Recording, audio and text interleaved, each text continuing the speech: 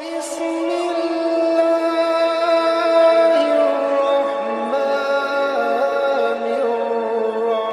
beda cucu wali sama cucu orang lain? Emang beda cucu nabi sama cucu orang biasa? Kita ambil contoh yang paling sederhana.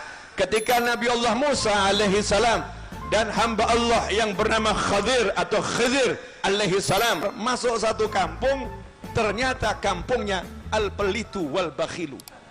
Ketuk pintu, tok tok tok, assalamualaikum kalau kita ya, kula nuwun kata kalau orang Jawa, permisi kata orang Indonesia, bahasa Indonesia, permisi permisi, kan begitu ya. Keluar yang punya rumah, mau apa? Minta makan. Nabi dua minta makan, ditolak. Coba kalau masuk ke Haji Romli, ke Haromli, dua nabi, jangankan kok dua nabi, baru cucu nabi, cucu kiai saja diperlakukan semulia-mulianya, apalagi Nabi Musa, Nabi Khidir kok masuk jalan kampung ke Haromli. Oh, Masya Allah, langsung ditutup satu Jakarta. Iya, ditutup. Kenapa? Biar tidak terjadi kemacetan, biar lancar perjalanan, kan begitu ya. Karena nabi yang datang ini nggak dikasih, ketok pintu yang lain nggak dikasih, ketok pintu yang lain nggak dikasih, pelit semuanya.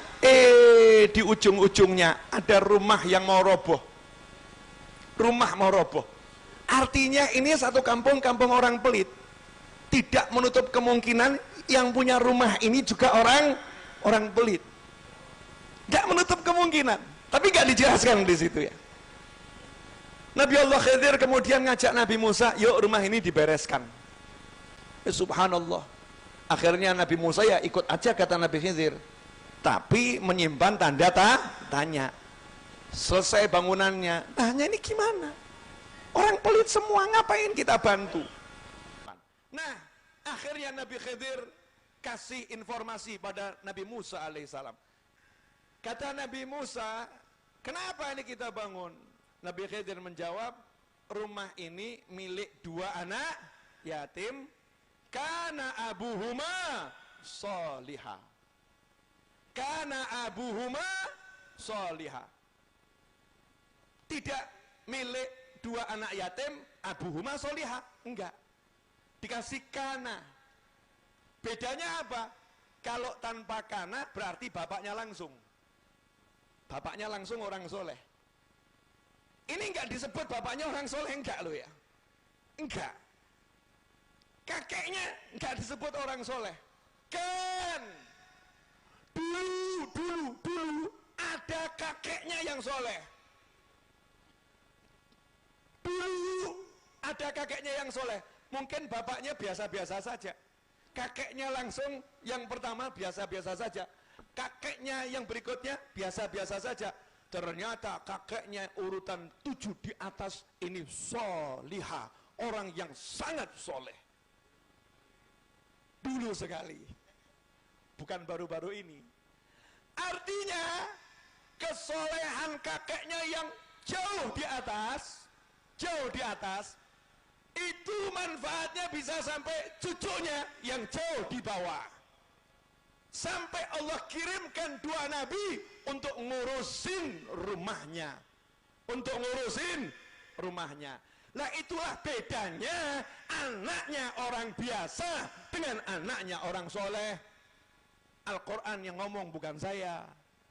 Itulah bedanya cucunya orang biasa dengan cucunya orang soleh. Kalau kita baca Al-Quran, siapa ini orang soleh yang dimaksud? Dia bukan nabi, bukan rasul. Ternyata dia bukan umatnya Nabi Musa, bukan umatnya Nabi Khidir, 7 ke atas. Berarti umat yang terdahulu, orang soleh zaman dahulu. Lah kalau orang soleh zaman dahulu, manfaatnya bisa sampai ke cucunya yang hidup di zaman Nabi Musa. Lantas bagaimana dengan orang soleh dari umat Nabi Muhammad SAW?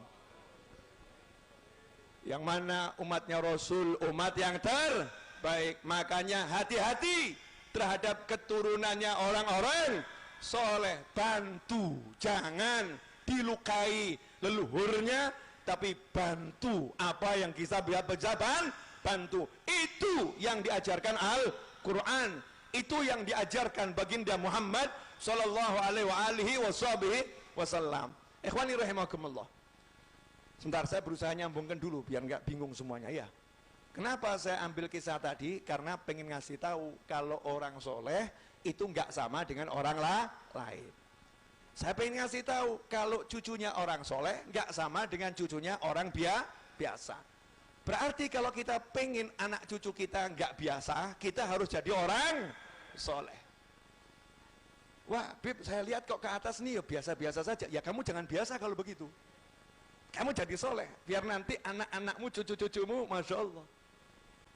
Anak soleh, turunan yang ketujuh dapat. Kekayaan 7 keturunan.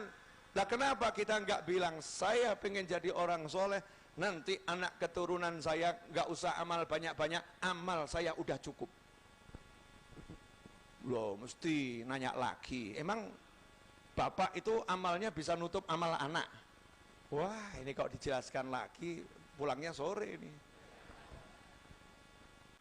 Itu di Al-Quran dikatakan, walladzina amanu, dan orang-orang yang beriman, dan anak cucunya mengikuti dengan keimanan yang sama, maka kami tidak akan mengurangi derajat orang tuanya. Anak cucunya ini akan alhaqna bihim, kami akan susulkan ke derajat leluhurnya tanpa mengambil jatah kemuliaan leluhurnya. Yang bilang Allah, bukan saya. Yang bilang Allah, itu Al-Quran. Makanya anak cucu orang soleh itu jangan disamakan dengan anak cucu orang lain.